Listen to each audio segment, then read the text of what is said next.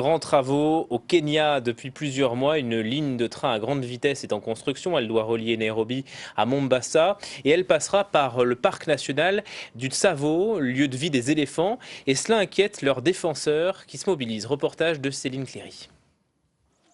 Équiper 10 éléphants de colliers GPS, c'est la mission du jour. Les vétérinaires préparent les anesthésiants, l'équipe aérienne est prête à décoller.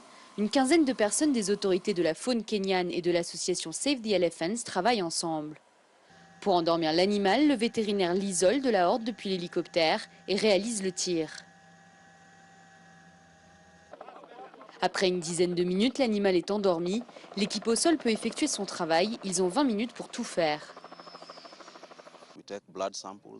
Nous prenons des échantillons de sang pour surveiller par exemple des maladies. Aussi, nous prenons des échantillons de tissu pour l'analyse génétique. Nous prenons aussi des choses comme des échantillons de sel pour les parasites gastro-intestinaux. Nous faisons donc un certain nombre de choses. Nous faisons des mesures morphométriques. Nous mesurons les parties du corps pour voir la croissance des éléphants et pour aussi pouvoir comparer avec d'autres zones qui ont un habitat similaire. Aujourd'hui, il s'agit surtout de mieux comprendre les déplacements des éléphants.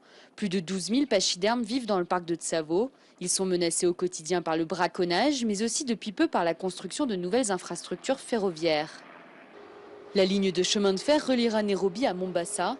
Plus de 600 km de rails, dont 133 traverseront le parc du Tsavo et le couperont en deux.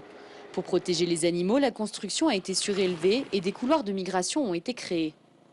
C'est une excellente nouvelle. Cela évitera de couper la route des animaux. Malheureusement, la prochaine étape de ce développement d'infrastructures est une autoroute à 6 voies. D'ici 2050, la population humaine mondiale avoisinera les 10 milliards contre 7,3 milliards en 2015. Difficile dans ces conditions de freiner des projets d'infrastructures comme celui-ci. Les défenseurs de l'environnement auront donc beaucoup à faire pour donner une chance de survie aux éléphants.